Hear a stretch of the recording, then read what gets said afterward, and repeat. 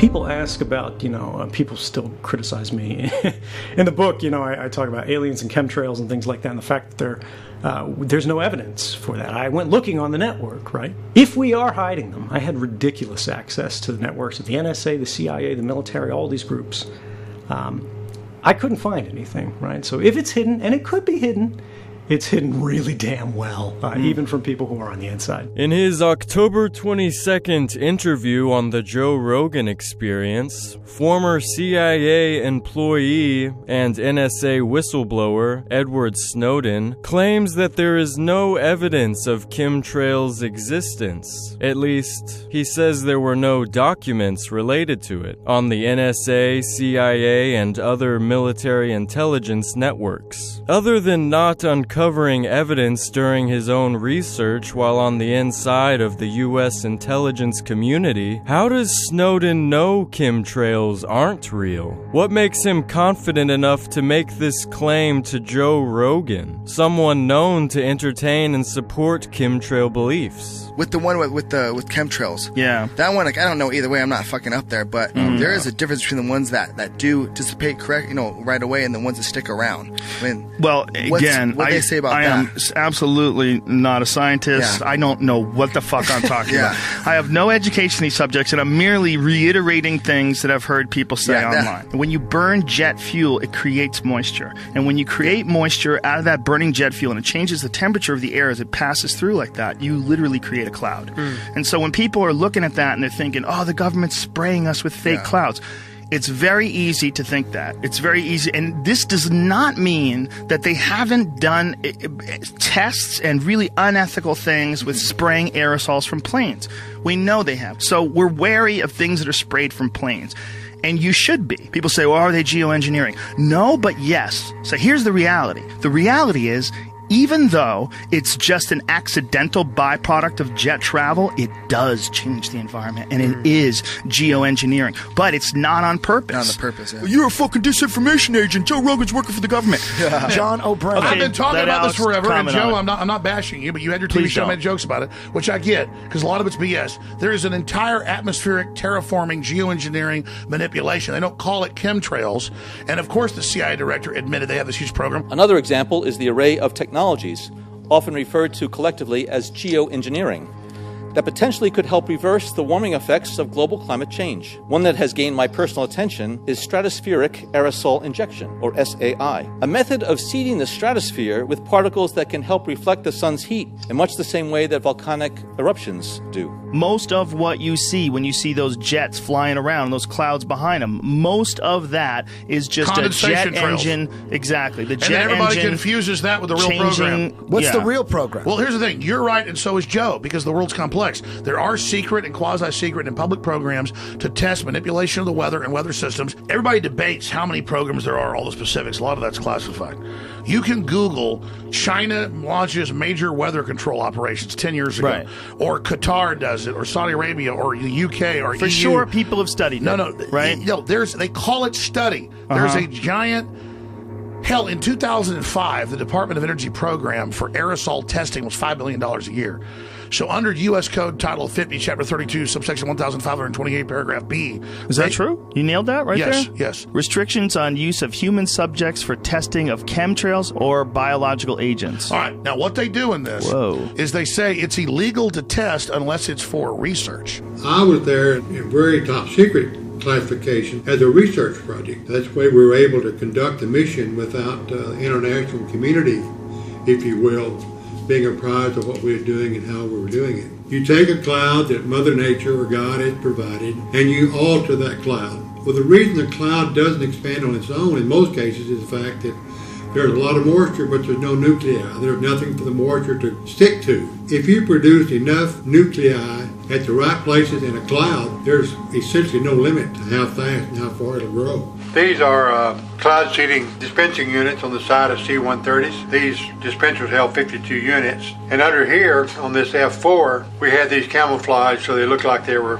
Did you fly those? Yes. You piloted the F4? Yeah. And we built the flares that built them into the wings of our airplane so that they cause as little resistance as possible or drag as possible. The practice of altering the Earth's atmosphere and its chemical composition, also known as geoengineering, has been implemented by governments across the world since the mid-20th century in an attempt to create a planet more habitable for humans, at least in theory, and sometimes less habitable for people deemed a threat by governments. I was asked to start to put together a top-secret operation to go to Vietnam to see if we couldn't make it rain more over there as a military operation.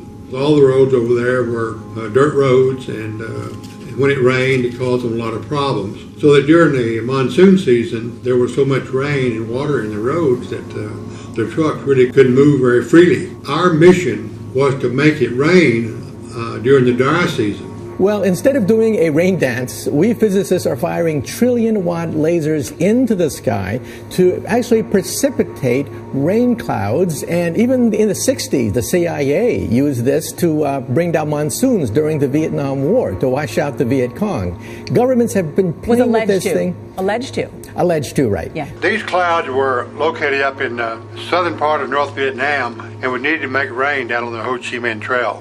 I think it's actually the underlying cause of all of this and some of the funding is military funding, because the military wants to be able to control the weather. The military has got an agenda that if they control the weather, they can control any country to make it do whatever they want. And many documents, Owning the Weather 2025, there's several documents in which they talk about how rather than having some weapons of mass destruction, in other words, bombs or something, if they could control the weather in a country, they could actually force them and say, look, we will put you in drought, we will put you in floods. So some of the experiments with the weather modification and other things that the geoengineers are doing would mean that it would be a military application, and a lot of money comes from the military sector for this. Rosalind Peterson is an environmental impact analyst, founder of California Skywatch, and president and co-founder of California's Agriculture Defense Coalition. She was also a keynote speaker at the UN Climate Change Conference in 2007, where she raised her concerns about the consequences of chemtrails. Weather modification programs, experimental ones done by private companies, done by the United States government, done by states across the United States, are underway. There's more than 50 of them in operation across the United States. And there are programs around the world. International corporations are modifying our weather all the time. And they're modifying it in ways that cover thousands and thousands of square miles. Most of it is chemically altered, so that what happens is that we are putting chemicals, ground-based chemicals that are shot into the air, or chemicals coming from airplanes that change and modify our weather.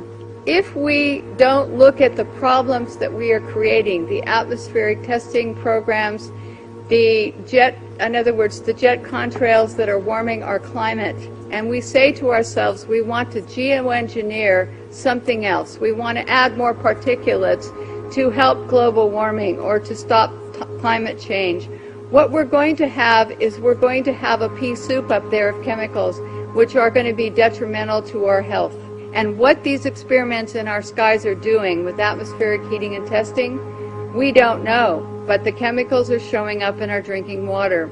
One form of geoengineering used today is strategic aerosol injections, commonly referred to as chemtrails, where airplanes or other aircraft are used to distribute chemicals into the Earth's atmosphere to form clouds that create precipitation and block the sun's rays from reaching the surface of the Earth. However, since these geoengineering experiments are carried out without public knowledge or permission, rather than having a discussion about the consequences and overall effectiveness of these experiments, the public instead debates whether or not chemtrails exist or if they're being used at all, when the evidence of their existence, unbeknownst to Snowden, is undeniable. The interesting part of geoengineering is that It's now being proposed as a way to put particulates in the atmosphere so that we can stop the direct sunlight from reaching the Earth. That would not normally be happening on any normal type of basis. In other words, a volcano would be normal. The particulates coming up from a volcano,